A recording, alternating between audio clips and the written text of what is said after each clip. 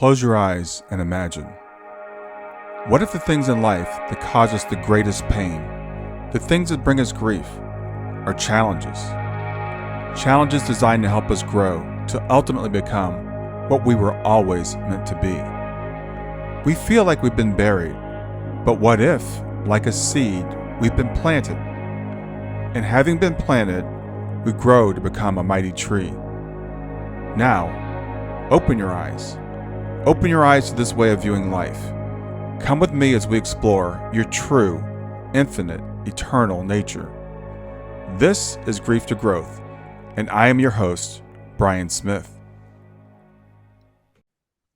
Hey everybody, this is Brian back with another episode of Grief to Growth, and today I've got with me Donald Altman, and Donald is a psychotherapist, a former monk, a two-time Emmy Award winner, an award-winning author of over 20 books and CDs on mindfulness and spirituality. He is an excellent engaging speaker. We just been talking a little bit here, so I'm really looking forward to this interview. He talks about a wide range of topics. I'm going to read a little bit more to you about him. He is as I said, former monk, award-winning author of over 20 books and CDs on mindfulness spirituality, international mindfulness expert, speaker, and trainer. He's taught over 15,000 mental health clinicians, physicians, nurses, and others how to use mindfulness interventions for depression, anxiety, trauma, pain, and stress-related conditions, which I know I can relate to, and I know a lot of my audience can. I served as vice president of the International Organization for the Center for Mindful Eating. For many years, he was an adjunct professor at Portland State University's interpersonal neurobiology program and taught graduate level programs for Lewis and Clark Graduate School of Education and Counseling. He was a senior mental health therapist at both a general psychiatric clinic and eating disorder clinic for 4 years before opening his own clinic outside of Portland, Oregon. He writes the Practical Mindfulness blog for Psychology Today. His articles have received over 600,000 views in the past year. One of his books, The Mindfulness Toolbox, was a two-time Gold Award winner of the Ben Franklin Publishing Award for the psychology and body, mind, spirit categories. So he's got a whole lot of qualifications. We're here today to talk about his latest book, in addition to all those other topics. His latest book is called Travelers, which is a fictional work. And I'm not sure if it's his first fictional work or not. I'll have to ask him that. I actually just finished the book this morning. It is excellent. I don't really typically read fiction. I don't typically read fiction at all. And I really enjoyed it a lot. So with all that, I want to welcome Donald Altman to Grief to Growth. Oh, well, thank you, Brian. It's a pleasure to be here with you today and to talk about some topics at length instead of just to kind of gloss over things. Yes, it's interesting you say that because my podcast, I always have this tension between should I try to keep it short because people have short attention spans, or do we want to dive deep? And I've landed on diving deep, so hopefully the people that listen to me are willing to go there with us. And we've got so much to talk about today because you are such an expert in mindfulness and consciousness and all that kind of stuff that I love to talk about. But you've also just completed this fantastic book, Travelers, which covers some of these themes in a fictional approach. So tell me, what inspired you to write Travelers? And is this your first work of fiction? Well, I've written fiction before and actually had a short film made, almost got it made as a feature film back. I lived in Los Angeles some years back. I'm in Portland now. But I lived in LA. I got kind of bit by the Hollywood bug. Mm-hmm. And I, like I say, I had a short film there. And I wrote for a children's TV show in Chicago, which is where I'm from. And we won a couple of Emmy Awards for that children's show while I was on staff there for 4 years. That was back in the 80s. So I've been writing for a long time. Mm-hmm. And I've written, as you said, a lot of nonfiction books. When I went into the monastery and I ordained as a Buddhist monk for a period of time, that really shifted my life. And that was because of some loss and patterns that were repeating in my life that were very painful. And I had met this a well-known teaching monk. His name was Uthilananda. He was from Burma. And when I met him, he had such this wonderful sense of compassion and availability. And when I had experienced this loss, I thought, wow, this might be a nice time to go into the monastery and learn from him, because I was really touched by his presence. And I wanted to see why is it that these negative things are repeating in my life? Uh, and going in to that monastery was really like an initiation, like a kind of a rite of passage for me. And it was an important growth for me. And I left the monastery. I didn't, even when I went in, you don't have to make a lifetime vow in that tradition. It's the Theravada, the old school of Buddhism. It's kind of like I make a commitment to stay there today and the next day. And so when I was ready to go, I've always felt that most of my work was going to be out here in the so-called regular world. And I went back to school and became a psychotherapist. I started doing workshops on mindful eating. I'd always been an emotional eater myself. And I started doing workshops on spiritual eating, but people would come to me and they say, after the workshop, I've got this anorexia problem, or I have this bulimia issue I'm dealing with. And I didn't know how to work with them. So I went back to school. And I think and I was 50 years old when I did that. And I had some real doubts, some real fear how I would be able to compete or complete school. But I got through it, and I was able to then work in an eating disorder clinic and bring, psychological approaches to therapy and working with people. So it was really the loss in my life that planted the seed for me to grow through going to the monastery. And then I started doing nonfiction books based on mindfulness, which I think has helped a lot of people.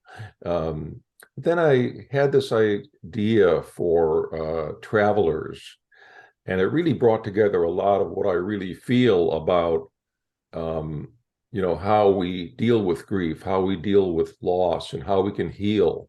I've worked in a lot of psychiatric clinics, and one of the things that always kind of bothered me in a sense was you have to give somebody a diagnosis, right? And that always to me felt a little pathological. I'm pathologizing someone. I'm giving this this is wrong with you. But it's very much how we approach things in this culture. It's kind of a mechanical, materialistic way of looking at things, that if you're broken, we've got to fix it. Yeah. Right. But it doesn't really look at the wholeness of us. I mean, it's great if you have a car and the battery is gone and you just replace a battery, but how do you replace an emotion?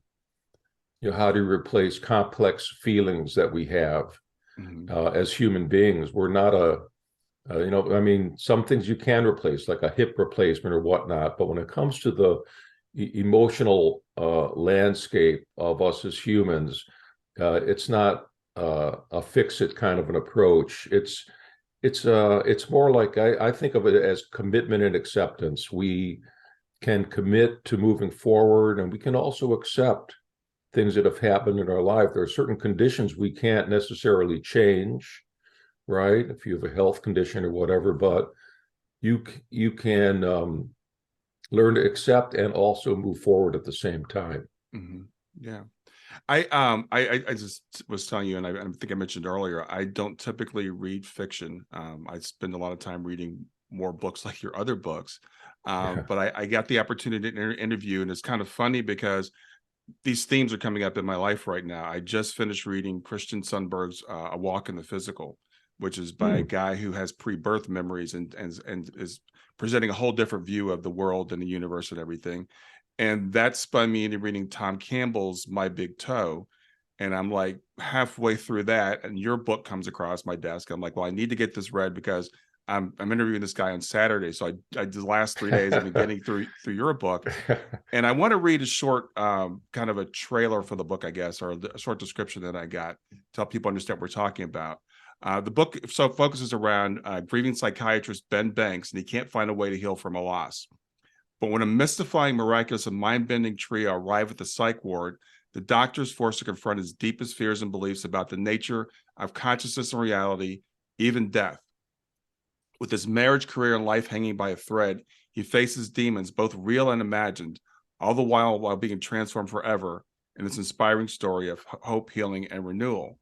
And I have to tell you, when I started reading the book, there are themes in here of child loss and what happens with and how that affects relationships with him and his wife and his friends. And I don't want to give too much away with the book, but as someone who's gone through this, I'm Mm, like, okay, I was like, I first thought was what happened to Donald that gave him this perspective. So I'm curious about mm.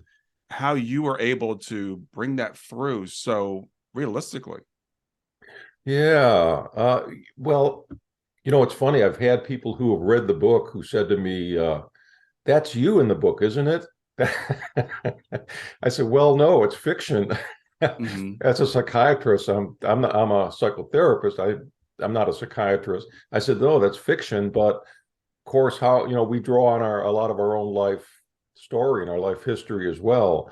And I've experienced loss in my family. I had some trauma growing up with a father who was, God bless his soul, no longer with us, but he had endured a lot of pain in his life, and so there was a lot of abuse in the family, Mm-hmm. and that was a loss, right? I Sure, mean, I think when you absolutely. experience that, you experience I remember feeling a loss of my childhood actually when I was 3 and 4 years old Mm-hmm. during a particular kind of a violent event that happened in my household. And so I lost this sense of the innocence. I lost this sense of even having a father who was there for me. Mm-hmm. And even talking about it now, I can feel the emotion Mm-hmm. from Yeah, that yeah. experience. And so I think, we all, nobody escapes this planet without having loss of some kind or another. Yeah. At the same time, we're gifted with this gift of consciousness and of connection, right? Of having attachments, with others, which brings so much. I have so much gratitude every day for all the different people and my two new kitties that I have that enrich my life. Mm-hmm. And it's interesting in the Buddhist perspective, and I don't consider myself Buddhist, even though I was a Buddhist monk. Um, I don't even think the Buddha was a Buddhist. The Buddha was just Yeah. the word Yeah. just means awakened or awakening, right? It's the ism Mm-hmm. that I don't want to really that sometimes becomes locked into a dogma. Mm-hmm. And so if you take away the ism, you just have this awakening. And so I think the awakening is very important. So there's a story in Buddhism about loss. It's called the mustard parable. Have you ever heard of that? I don't know the mustard parable. No.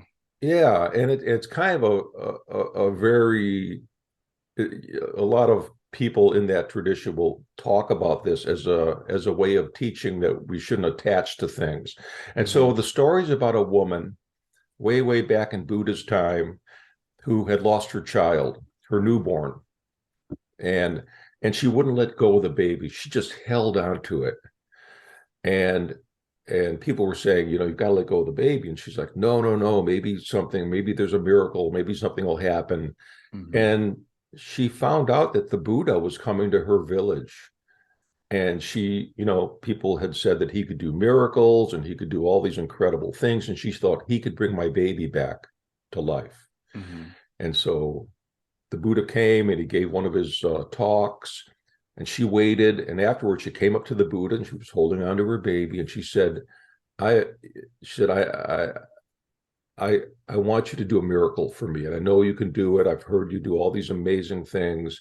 I want you to bring my baby back to life." And the Buddha looked at her and he said, "You know what? I will do that for you, but first you must do one thing. And if you can fulfill this question I'm going to ask you, then I will do that."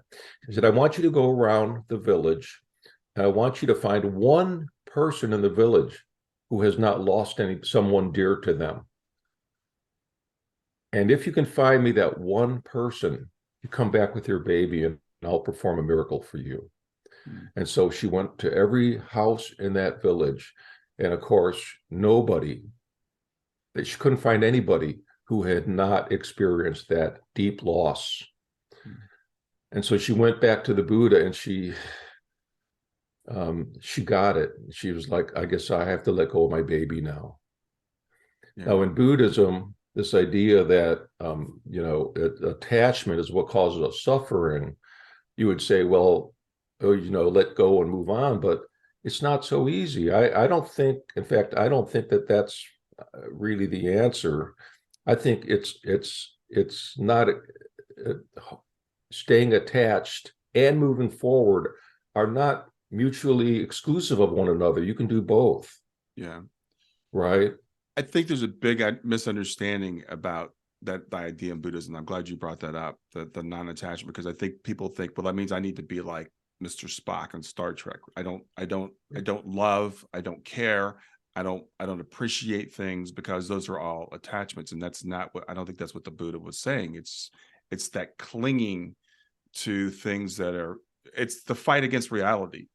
And I love, like I said, the in your book, the way that you portray Ben and his wife and the different ways they deal with their loss. I think that's also very realistic, that we handle it differently. Some of us are much more rational, right? The person's gone, let's just move on. Some of us are still like, well, let's keep the room exactly the same. And Yeah, and you yeah. have these, and this is very real. I mean, I deal with child loss all the time, because of my daughter's passing, and because of the organization I'm involved with, and everybody handles it differently, and neither way is Mhm. right or wrong. Right. Yeah. And in the beginning of the story, Ben, the psychiatrist, um, he feels that his daughter, Melissa, or Mel is her nickname, that Mm-hmm. leaving her room just as it is kind of, he calls it the shrine of Mel.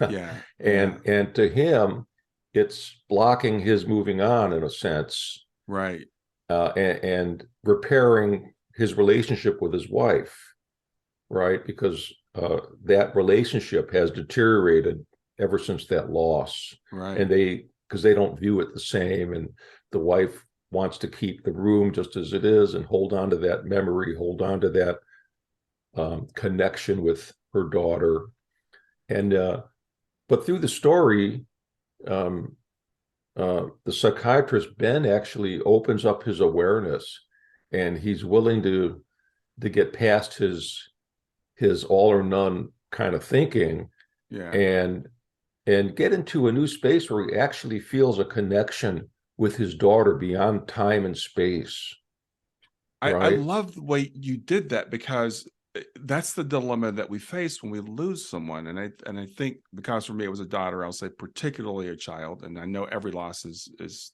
every loss is the worst loss depending on who you are. I've worked with people that have lost spouses and parents and everything else, dogs.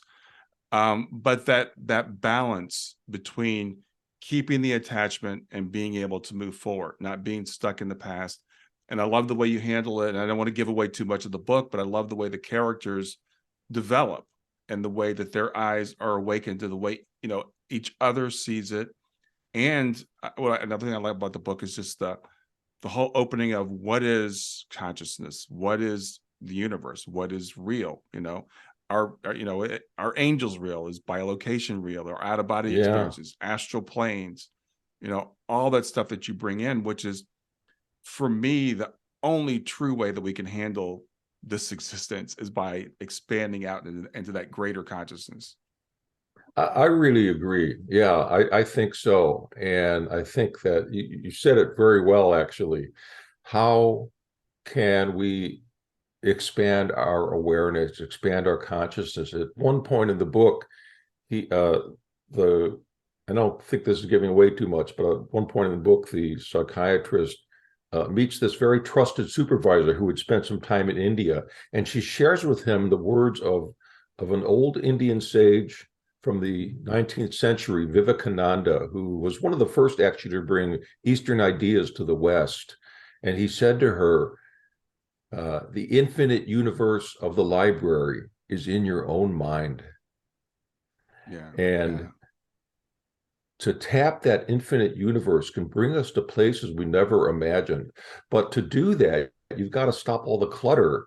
In the story, Ben meets a traveler, and she's trying to get him to get to a place of silence. But he's filling his mind up all the time, reading all of these journals. And think about our lives today, how Hmm. filled up they are every moment, right? We don't have time to just sit back and reflect.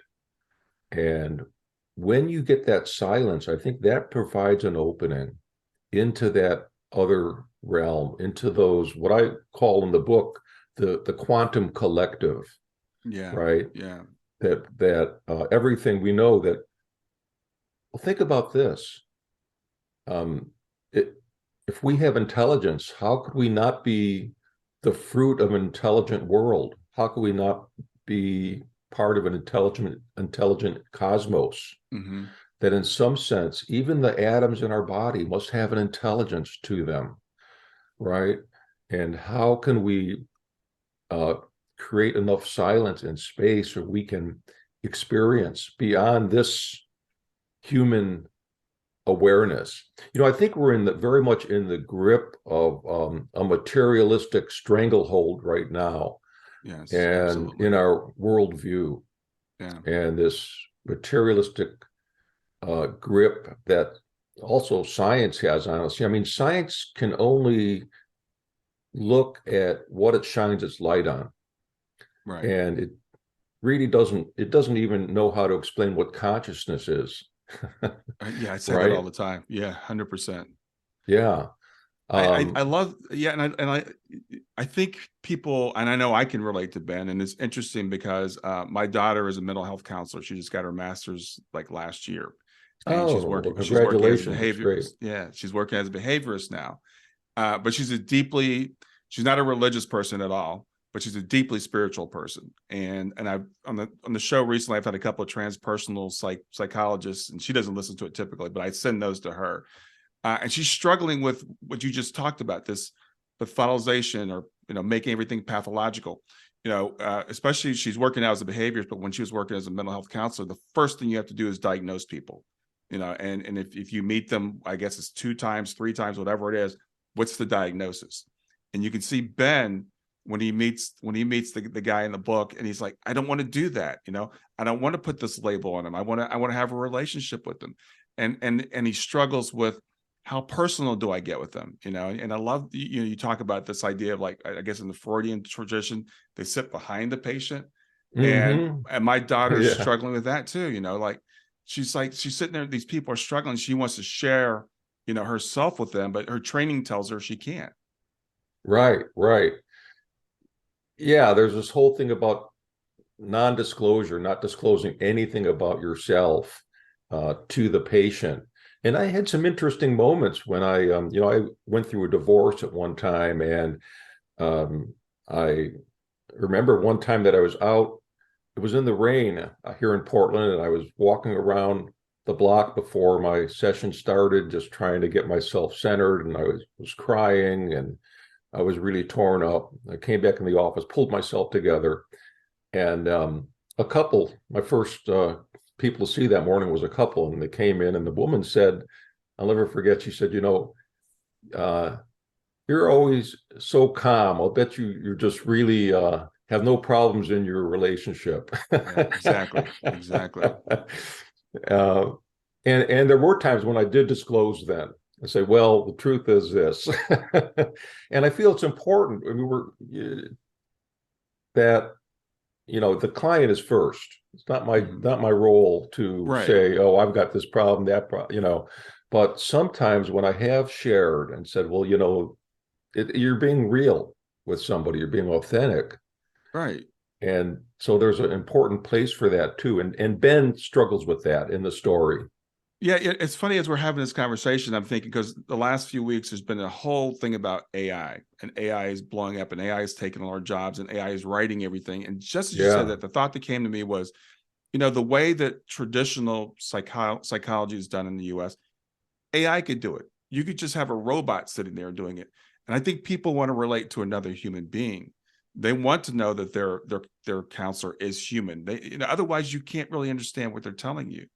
And so that's my opinion. I'm not a trained mental health professional, and like I said, my daughter is like walking that line. I'm like, well, so once you've been out of school for a while, you'll develop your own style. You'll figure out when it's okay to disclose, because it's not about you. That's absolutely true. But I think it can be very helpful to the patient to know you normalize their feelings, right? You're not, Absolutely. it's normalizing. We're all human beings. I am not a robot. I don't have a perfect life. Yeah. And it's important to let clients know that. It's funny you mentioned that about AI, because I've been kind of noticing that too in the news and wondering how is it going to change things. I mean, when I get on when I'm on a computer screen and I'm trying to get help, and the little box comes up and it says, "Do you want to have a chat?" I always ask, "Are you a human?" Yeah, yeah. Because if you're a robot, I don't want to talk to you. Yeah, I don't want to talk to you, the robot. I'm sorry. Because I feel that a human would have more understanding, right? They do. Yeah. AI is not, it's not there, and it never will be, because AI will never be human. And there's one guy I really admire. This guy is Bernardo Kashup. He's brilliant. He's a computer scientist, PhD in not psychology. What's the word I'm looking for? Philosophy. So PhD in philosophy and computer science. And he debates these people about whether AI will ever be conscious. And it's a ridiculous question if you understand what consciousness is. And it just shows you how Right. our Western science doesn't understand consciousness. And the way that you in this book have really introduced people to these concepts. For some people, it's going to be an introduction, and to at least open up that possibility in their mind that maybe there's more to this world than I can see. And you bring in concepts of Buddhism, you bring in again astral travel, there's some shamanism, in there. I love the way you blend it all together without being preachy or people feel like they're being, taught something necessarily overtly, but you're expanding minds.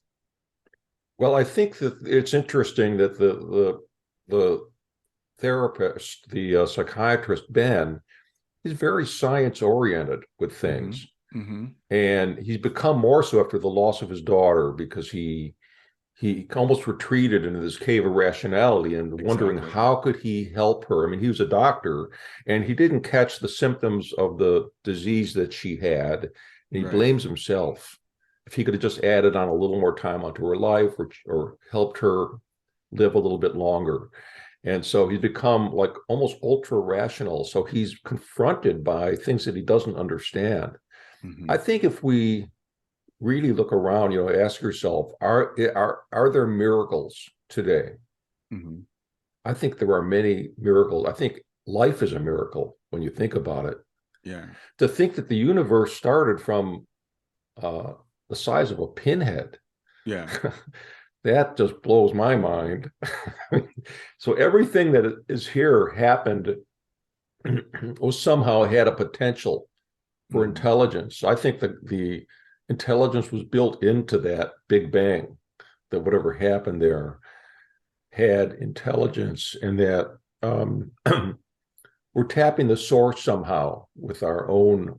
Every time you have a creative idea, I think humans are very unique in that we're creative, and we're able to do uh, imagine things. Mm-hmm. Imagination is really like tapping into genius every time you touch your imagination. And so I think that uh, sometimes we underplay our abilities, Yeah. right? Yeah. And yeah, and Yeah, I 100% agree, and I forget who said it, because you said, I was thinking about it. Someone said either everything is a miracle or nothing is a miracle. And mm, and I'm coming to the conclusion where I think everything is a miracle. It's and the universe is based on consciousness, and the material is derivative of that. And even in the field of psychology, psychiatry, and I don't know that much about it, but I'm learning more about Jung. And I guess the Jung school of thought is being downplayed now in modern teaching. And the more I learned about Jung, I'm like, this guy knew what was going on. I think Freud was like, I don't know where Freud was coming from, but Jung knew what was going on. And interesting, Jung had an NDE, I guess. So Jung was coming from an expanded consciousness point of view. And and synchronicity and all that kind of stuff, we would call that, in our Western mindset, we would call that miraculous. right, yeah. Jung was amazing. And I think that his work, it doesn't easily fit into a diagnostic way of looking at things. And that's why it's been kind of squelched or ignored nowadays in graduate school trainings. Now, when I went to school, we had a chapter on Jung, but nowadays counseling theories often avoid him. I mean, it's shocking to me Yeah, that it's a real loss. yeah, that's a big loss. I think that we need to get back to that childhood state of wonder again, and that can be very powerful. I remember one time I was teaching a mindfulness class at Lewis and Clark College in graduate school. And so I had everybody go outside. I said, well, I want you to spend 20 minutes really looking at nature again as if you have never seen it before, right? And so, and there was a nice grassy field behind the graduate school. And I noticed, I went out there and watched the students, and I noticed one woman was on her hands and knees, just very, almost very slowly, like kind of creeping along. And I was wondering, what is she doing? Yeah. So anyway, everybody came back in after 20 minutes. I rang a little bell. Everybody came back in, and I asked for some of the experiences, and her hand shot up, and I said, so tell us, I noticed you were on all fours, kind of looking at the grass. What were you doing? She said, I experienced the most incredible thing.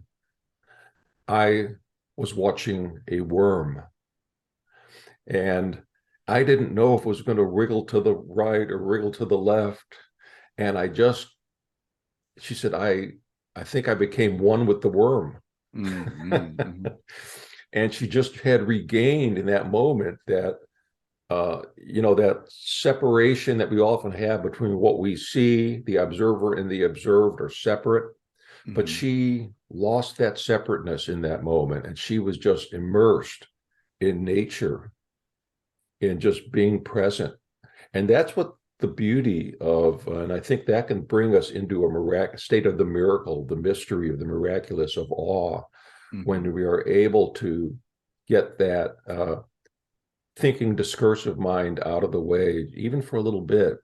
I think everybody in our audience is, think about the times that you did see something like a sunset, or the sun rising in the morning over the water. Or maybe, I remember when I went to see the Grand Canyon, I walked up to the edge and I looked down, and I went into a state of awe. It was like unbelievable, right? Or just looking up at the sky. And then how could we feel that same state of awe when we're with somebody? Right. Right.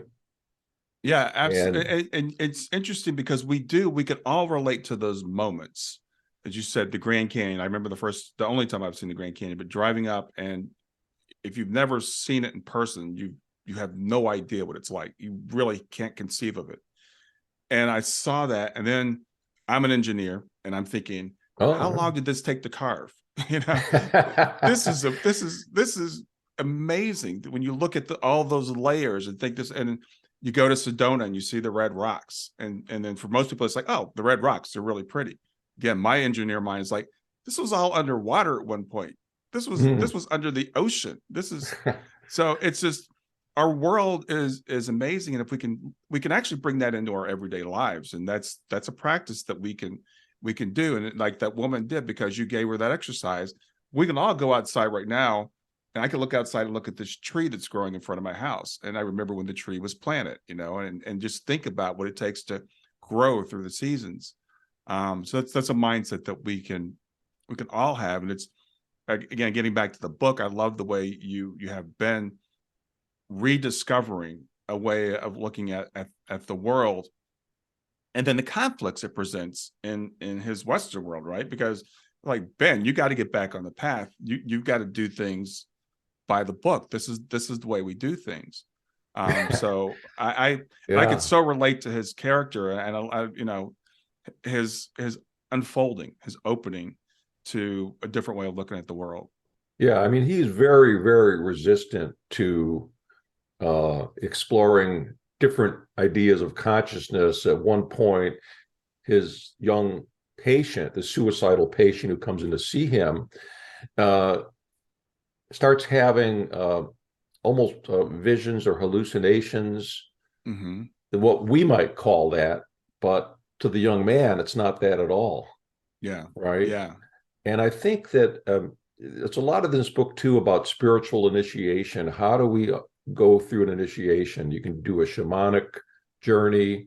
Sometimes I think grief is definitely an initiation, or any kind of struggle we go through is an opportunity for an initiation. Um, I had major depression in my early 20s. And I think from my family history, and um, and I started to experience out of body awareness and different things. And I Mm-hmm. remember the first time it happened, I was lying in bed and I was in this depression, I was being treated. So I was lying in bed and I felt this rumble in my head. And it was almost like a freight train. I mean, it was so thunderous and loud, and the vibration. Um, and in that moment, I made a conscious decision to be curious about it, Mm. not to be afraid of it, whatever this was. I remember thinking, you know what, this must be a normal process. I'm going to just observe it. Mm. And that vibration, um, which I later, in my way of thinking, was my life. You know, we have a life energy, Mm-hmm. and I could actually sense that vibration as a life energy and move it through my body. And then actually, from there, I would sometimes experience what I think were maybe different lifetimes, Mm-hmm. or just leaving the body and viewing things remotely.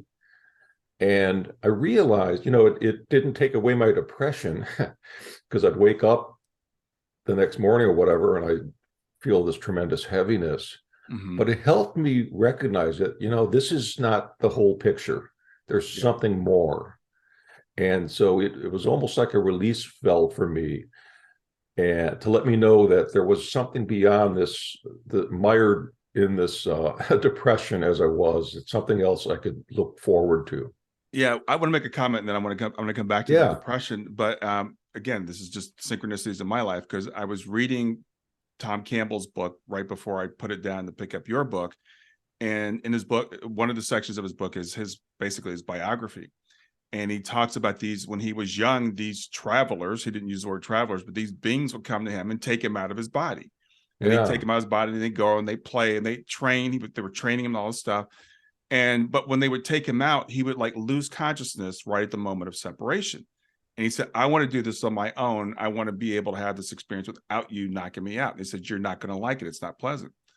When they did that, he described it almost exactly the way that you just did. So I don't know if you read his book yet or not, but he No, no, talks I about this haven't. rumbling, this vibration Oh, that he wow. felt. And I Yeah. know people that travel out of body, and they describe that as well. They're like, right at the point where you're separating, you'll feel this rumbling. A lot of people get scared and they pop back into their body. Yeah. So I wanted to talk about that, but you mentioned depression, and I'm curious, like, what your thoughts are on like treating depression, because you said I had depression in my early 20s, but you also mentioned the cause. And psychology today seems more like we don't care about the cause. We don't. They don't think they even think there is a cause other than your brain chemistry. So if you're depressed, Right. we're going to give you this pill, and this is going to fix it. So what are your thoughts on that? Well, I have some pretty strong thoughts about that. A lot of times our depression is because of our conditions in our life, right? Mm-hmm. We can learn to cope with those. The best way to share this is a story with a client that I worked with, and she came to see me, and she had a family history of depression. That's what she said. She's, I have depression. I'm depressed. It's in my family. There's nothing I can do about it. Mm-hmm. Her grandmother had been institutionalized. One of her parents, I think, committed suicide from depression. She had been, uh, on antidepressants since she was, uh, like 8 years old, something like that, right? Yeah. Yeah. And um, and I didn't try to change her story. I said, okay, let's work on some skills that you can use to manage things that happen in your life. And over time, and it took, this doesn't happen overnight, it was over a long period of time. She started to feel that she had some new skills to manage her depression. Right. Right. And she's the one that said to me, I want to titrate off. I want to get off those meds. And I said, well, I'm not a prescriber, but if that's what you want to do, talk to your prescriber, and you want to do it the right way, make sure you go off slowly, because you can't just instantly stop. And it didn't work for her the first time, but we kept working on more tools, and eventually she did actually titrate off those medications, and her story changed. Yeah. Her story changed into I have a depressive episode that I can that I've learned to manage with a set of skills now. Yeah, I love that. I love that story so much for so many reasons. One is you gave her some agency. You took, because you're giving up control when it's like my parent, because it runs in my family too. Depression, anxiety. And so, a lot of times doctors will say, oh, well, your mother was depressed, your grandmother was depressed, you're going to be depressed. Here's this pill. Yeah. I don't know if you've ever, there's a book by a guy named Johann Hari, Lost Connections. I love it. I've read it several times. He's not a psychologist, but he's done a lot of studies on this. And the thing is, typically when someone is depressed, so it's amazing that we're not all depressed, because we live in a crazy world. There's a lot of stuff going on. There's a lot of loneliness. That's why he talks about lost connections.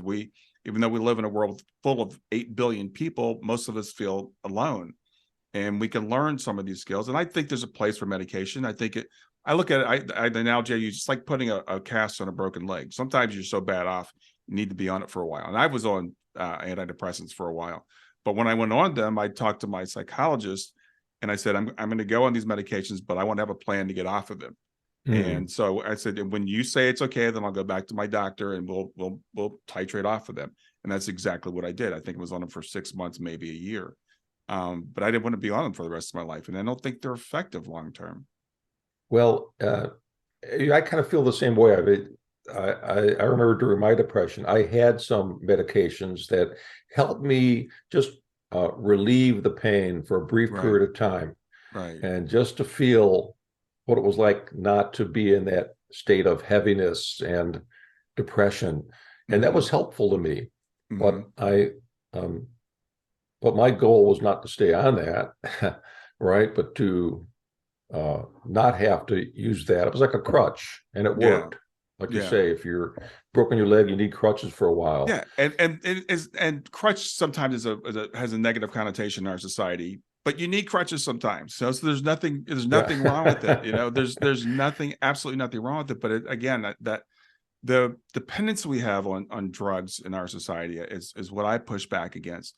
And in your book, there's people here that are psychotic, and they're in the mental institution. And I wondered sometimes if people that say they hear voices, are some of them hearing, angels or other beings and guides and stuff. We assume everybody that hears voices is crazy. So what are your thoughts on treating, schizophrenia, for example? Yeah.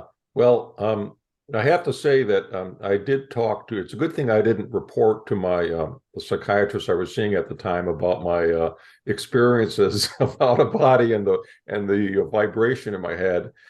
I did talk to one neurologist who I said, well, I didn't say it was me, but I talked about just generally. And they said, well, this person is having epileptic seizures and they need to be treated for that. Yeah, exactly.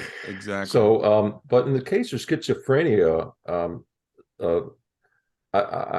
I know somebody who was diagnosed with schizophrenia who was actually was having an awakening experience. And he went to a monastery and he'd been institutionalized. It broke his relationship with his parents. They thought he was schizophrenic, and he later went to a monastery, and there was some monk there who told him, he said, no, you're having an awakening experience. And he's since had a very interesting career, and he hasn't had any real emotional problems since then.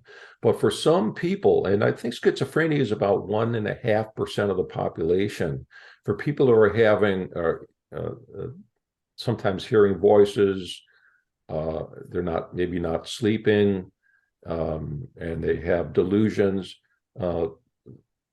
For a percentage of those, I think medication really helps. It helps with the hallucinations. If somebody's having a delusion, medication can't really help with that. And I've worked with people that had delusions, and I'm sure your daughter will experience this. She works in the field. Yeah. That you cannot break a delusion using cognitive therapy or any kind of, you can't do it. Yeah. Somebody believes it so strongly. And sometimes I think a lot of us have our own delusions, even though we're considered normal. Yeah. Right. I want to, as you said that, I was thinking about in the book, because you actually bring some of these delusions that people have, not delusions, but tendencies people have. And like the young suicidal patient is represented by a couple of dragons that are in him. And there's a, so people, these beings, these entities that are attaching to them are represented physically, but not physically in our world that we can perceive, but in a different realm that are attached to them. And it reminded me of in the Bible, when they talked about, people being possessed by demons. And again, in modern Western psychology, we say there are no spiritual influences. It's all your mind. So if you're having these episodes or these things, it's all you. And again, you're introducing this idea, which is a more ancient idea, that there are entities that influence us. Yes, I think there are. It's not always so simple to say that it's just your mind is broken somehow, or that you have the wrong connections, or the transmitters aren't working in the brain right. I mean, sometimes we just don't know. Maybe we do know that some antipsychotics can help people with schizophrenia not have as many delusions. They tend to happen in adolescence. Schizophrenia does. Adolescence into early adulthood tends to be a time when it happens, and sometimes you'll see it in families. Also, that it seems to be hereditary to some extent.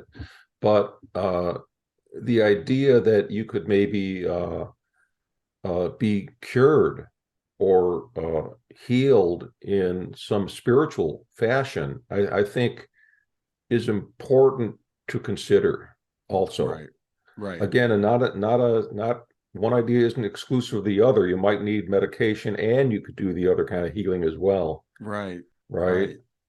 Yeah. Yeah, it doesn't have to be either or. It can be both. I think there are people who are schizophrenic, or people are mentally ill, and it's interesting with the young character in the book, because what the delusions he's having, the hallucinations he's having, are not harmful. In fact, they're helping him. So if someone is having something that's helping them, perhaps it is, something. And it was interesting, just a couple of days ago, someone commented on one of my YouTube videos, and they said, I had an NDE, but it wasn't a medical condition. They said they had lost a child, and they said they were meditating. And she said, I had an NDE. I said, I don't think what you had was an NDE, because the way she described it sounded more like an OOBE. She went out of her body. Now I said, it's the same effects, but it's different cause. NDE is caused when your body shuts down, your brain stops, your heart stops. Right. But I've known people who have had spontaneous out of body experiences, where it's just like, boom, they were just out of their body. And one guy he wasn't a believer in this stuff at all. He didn't believe in souls. He didn't believe in the afterlife. He didn't believe in anything. And one day he was sitting in his room, and he just went out of his body. He's like, I don't believe. It's like, I know, because I've left my body. Yeah. So these things happen. And a lot of, again, in the book, how you talk about these, poor Ben, it's like his mind's just blown when, he starts traveling. Oh, he thinks he's having his own psychotic break at one point. He's losing touch with reality. Of course. Yeah. And And there's one point, because you mentioned, awakening, because there's one point in the book, I'm like, I think Ben's having the Kundalini awakening, because the way you described the way it was happening. So explain how people might think they're going crazy when this starts to happen to them. oh yeah, I mean, when you start to experience a transcendent reality, it's totally divorced from our typical day-to-day experience. So it can be very frightening for someone to suddenly be out of their body, or to hear that vibration in them, or to release this Kundalini energy. Um, and it's fascinating. I was in my 20s. I was reading a book called The Occult by Colin Wilson. Mm. It's a wonderful book. And as I was reading that book, I remember one morning I woke up, and he talks about all different, I think he has some Kundalini experiences, different things in there. And I woke up one morning and I felt something different. I felt like I was charged up with energy. Now, normally I wake up in the morning and I'm kind of groggy. I hope I'm not groggy this morning as we're talking, but I would wake up kind of groggy and I need a lot of sleep, like, 9 hours of sleep, but that morning I remember I woke up like 7 o'clock, totally awake. Like Mm-hmm. I'd already, had my coffee, and I noticed my mind was quicker. Um, and I noticed that I didn't have doubts. Imagine living suddenly with no doubts. And I was like, I felt this incredible change in my mind, in my body. And I wondered if this was Kundalini. Well, the next day I woke up and I felt the same way. And I Mm. remember having conversations with friends and even telling them about this. Something happened to me, and I don't, and and it was uncomfortable. I wasn't familiar with this feeling. Mm-hmm. But what struck me the most was not having any doubts in my mind. I thought about doing things, and I was like, "Oh, this is the right thing to do," and I just made the decision. Wow. Right? It wasn't, and and so there was a sense of clarity and a sense of energy. And it went on for 2 weeks, and I thought, wow, this is just going to be my life's going to be different now, because I'm just like, it's like if somebody plugged in a battery pack into Right. me, and I was, Right.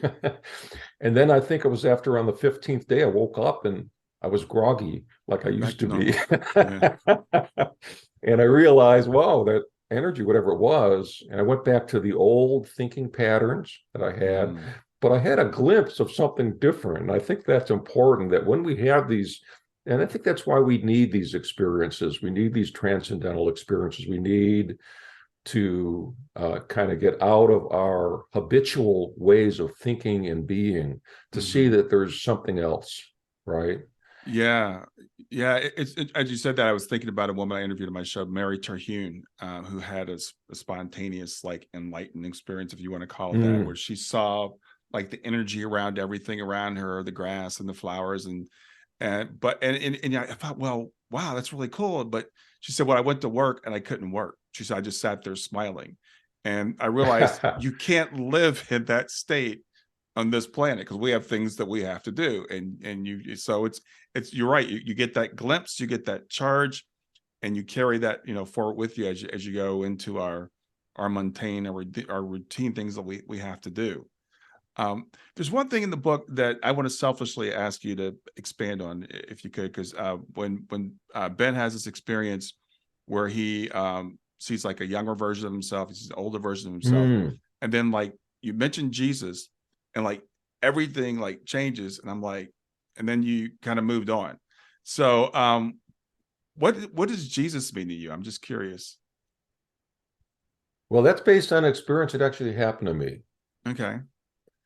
where I was in that awareness state, where I was feeling that energy vibration going through me. Mm-hmm. And I had the thought, I wonder what would happen if I'd say a word.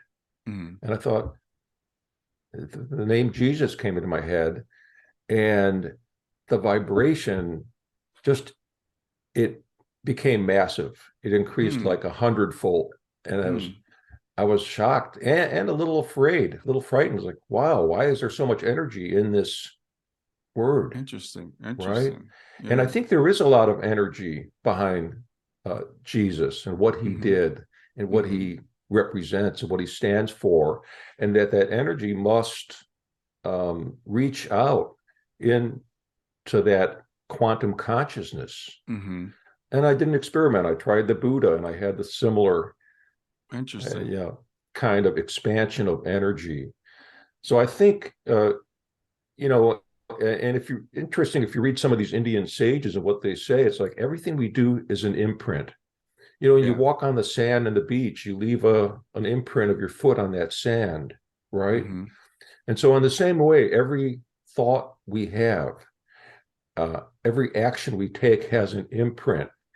And so, then I think the energy of Jesus, his imprint, is very powerful, very strong in what it's created. And we Hmm. can kind of tap into that, right? And experience that. And the positivity of that is there for everyone. Um, Wow. Yeah. Thanks. I'm glad I asked that question. And I really appreciate the way you put that. I was raised as a Christian. I don't call myself Christian anymore. But Jesus is still just fascinating to me. And I interviewed a young man, his name is Jacob Cooper. He had a near-death experience when he was 3 years old. He was raised as an Orthodox Jew. And he says he experienced Jesus in his out-of-body experience. I'm like, why would a 3-year-old Jew experience Jesus? And a that's lot of people, interesting. Yeah. yeah, and a lot of people have NDEs experience Jesus, and people said, well, Jacob was influenced by his culture. He still grew up in America, so he was 3. I don't think he knew a lot about Jesus, and he certainly wasn't expecting to see him. A lot of people have NDEs, experience Jesus. And again, I was just reading Tom Campbell's book right before I started reading your book, and there are these entities. There's a lot more than human beings in the universe. There are all kinds of entities, and even thought forms can take on like a life. So if we Yeah. all concentrate on something and we create a character, there's a woman I know that said she channeled Thor, and she's like, Thor's not real. Thor's a fictional character, but she's a medium and she channels. And yeah, Thor is real because he's been created by thought, like we all have. So Yeah. it's a really interesting concept. So I was just finishing up your book this morning. I listen to books because I usually do it when I'm walking. And I was walking, I heard that part. I'm like, I got to ask him about Jesus because that was really interesting. But like I said, you kind of moved on really quick after you brought it up. Yeah. In how does that resonate with you when you think about Jesus? I mean, you grew up and it had a special meaning for you. For me, it's interesting because growing up as a Christian, I grew up with like, okay, God was to me the bad guy because God was the guy that was going to send me to hell. God's the guy who's going Mm. to punish me, and Jesus was the guy that saved me. So I loved Jesus. I thought Jesus was really cool. I still Yeah. love Jesus, and I still love Jesus' teachings, and I look at Jesus as like pure compassion, pure love, no judgment. A brother, a big brother, a guide, someone to follow, and you know, some people would say he's the ambassador to Earth. Maybe there are other Mm. types, in other places, but Jesus is like the ambassador of the ultimate self, the ultimate consciousness to Earth. I think there's something very special about Jesus. Now, whether that's because of the human being Jesus being so special, or because of all the energy that flows around that thought, I don't know. Yeah. So I still call myself a follower of Jesus. I still am a big Yeah. admirer of Jesus. I think they're special. Buddha is another special person. I tell people I think Martin Luther King was a special person that Well, gave his yeah. life for his people. There are lots of people. Gandhi. There, but Jesus became very popular. He did a good job.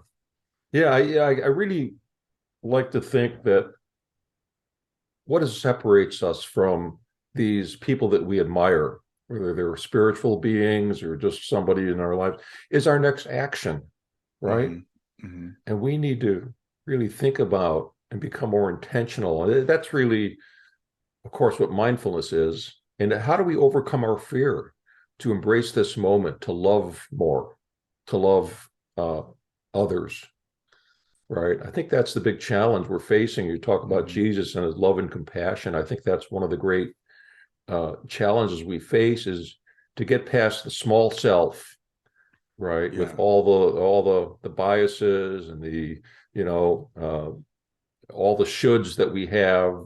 you probably heard that, don't should all over yourself. Yeah. I Yeah. should do this, I should do that, or they should do this, they should do that.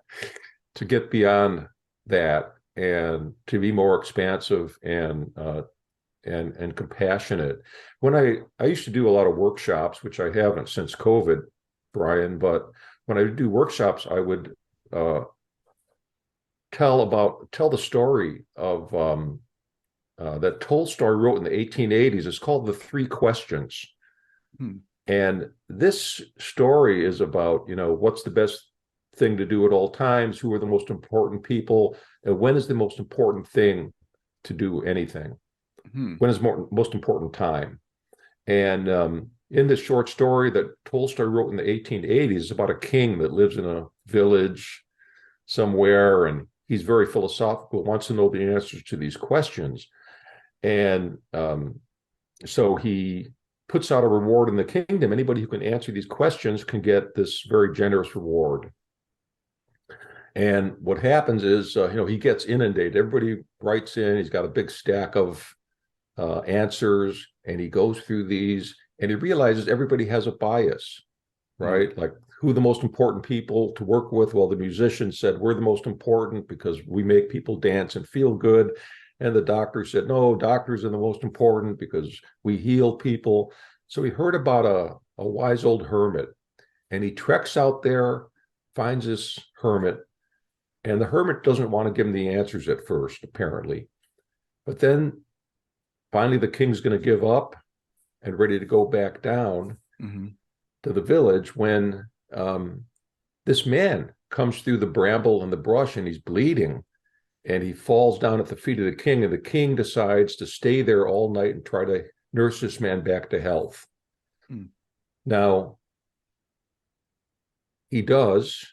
In the morning, the man's breathing becomes more regular, and he looks up at the king and he says, I came here.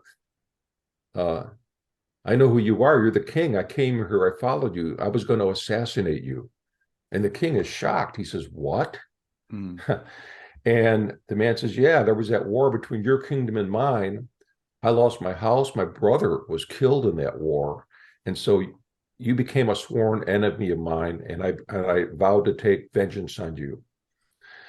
And he said that your guard, it turns out the king had come to this place with a guard and attendant who were down at the bottom of the hill. He left them down there, but that they had a tussle with this man, and that's how the man got wounded. So the king brings them back, says, look, take this man back with you, to the village, to our village. He says, get him a house and make sure he gets our best doctors. And the man's very grateful and says, I must have had you all wrong. I'll be your loyal servant. So that's, king is left there with the hermit, and the king says, well, I didn't get my answers from you. I guess you just didn't know the answers, or too, maybe you just don't know. And the king turns to go, and the hermit says, wait.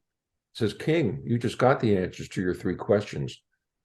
The most important person is the one who is with you right in front of you right now, because if you hadn't helped that, and the most important thing to do is to help whoever is with you. And if you hadn't helped that man, you wouldn't have saved his life, and he wouldn't have become a loyal person to you. And the most important time is now, because we don't know what we'll have in the future, what will be there for us, but we do know what we have now. Yeah. And so it's a beautiful little story. And I was supposed to share that story. I remember I was teaching at Portland State, Brian, and it was the morning of the Sandy Hook Elementary School shootings. And somebody came up to me and they told me about that, and I hadn't heard it. And I had us do some silent prayer, silence for the victims, and I almost didn't tell that story, because after the story I have people sit in silence for 3 minutes looking at one another. You get a partner, and you just sit with them in silence. And I thought, well, this might be too raw for people, but I decided to go ahead and do it. And I think even though I was choked up hearing that story made it very real for people that, the one they were sitting right opposite, would they be here tomorrow? I mean, in truth, we don't own or purchase the future, right? We think Right. Yeah. we do. And so to sit with people and by the way, I'm not suggesting you get your partner and say, hey, let's sit in silence and look at each other for 3 minutes. Because I primed them with that story of the three Right. questions Right. first, and I Right. got them ready for it. And I explained some guidelines for sitting in that silence. But I would have people who would sit and look at the other people and say, oh my God, I felt like I was looking at myself, Hmm. right? Um, Suddenly, they were able to touch compassion and look at another person. The word compassion means to be with suffering. How can you be with the suffering of another? I mean, who hasn't suffered? Who hasn't lost? We started the show talking about loss, and who hasn't lost somebody? So it's a very powerful experience to just uh, to be with anybody. Yeah. You know, We're coming to the end of our time, and you're a mindfulness expert, and I wanted to talk about mindfulness, but you just, I think, summed it up so well, that the most important person is the person that's right in front of you. The most important time is now, and that understanding, that's been my impression of what mindfulness is. It's being in the moment, and mindfulness means a lot of things to a lot of people. Some people means meditation. I hear all times, I can't meditate, but you just did a great job, I think, of talking about what it means, and as I know, my daughter, she went to bed one day, she didn't wake up the next day. So I know very well that, tomorrow's not promised anybody. We all say it, we all pay it lip service. We need these reminders, like mm. Sandy Hook, and the young man that just was killed by the police a couple of days ago. The video just Oh came out yeah, yesterday. He was a few blocks from his house. It happened to yeah. any of us at any time. So life is precious. I want to give you a chance to, any last things you want to say before we wrap up. Any questions I didn't ask you want to answer, or let people know about the book also. But first, just tell me if there's anything you'd like to say before we wrap up. Yeah, well, I think the idea that uh, is that we're all traveling here. We're all travelers, Yeah. Yeah. right? And if we can, let's help the other travelers who are around us. When you're traveling, you might not you travel to another city. Maybe you don't have a map. You depend on other people to help you. And it's the same way, though, even though we're traveling through this life, we depend on one another. And I think it's important to be there for one another. And that's kind of the essence of the book Travelers, actually, the Mm-hmm. realization that Ben, the psychiatrist, has. Yeah, absolutely. So the book again is Travelers by Donald Altman. We're recording this on January 28th, 2023. By the time you hear it, the book will be available. Actually, I It's think it's available now. Oh, is it? I Okay. think, All right, yeah, I cool. think the publisher just said, "Hey, it's available." Yeah, the notes I got was February 1st, but that's a couple of days anyway, and this won't be out for a Yeah. few weeks. But Oh, okay. I have to say, I absolutely recommend it. It's a great read. Hopefully now that we've had this conversation, you've heard it, listeners, you'll understand more some of the themes in it, and hopefully it opens your mind up to a broader reality. I don't think we gave away any of the suspense in the book either. No, there's a lot more. There's a whole lot more. Yeah. But I did want to touch on those themes, and like I said, I can relate to the characters, and you did, I think, a fantastic job. A lot of my listeners have lost children, and Mm, someone just the other day asked me. I have a thing where people can ask me questions, and she said, "I like for you to address what happens between a couple when they've lost a child." And I think you did a really good job in this book of explaining a situation. They're not all the same, but a right. situation that's actually it's very common, that Yeah. they look at it differently, and because of that, looking at it differently, it creates a wedge, because each one is judging the other person's way of going through their grief. Absolutely. Yeah. So it's been a pleasure being here with you, by the way. I really enjoyed it. Yeah, me too. Well, enjoy the rest of your day. Oh, thank you, Brian.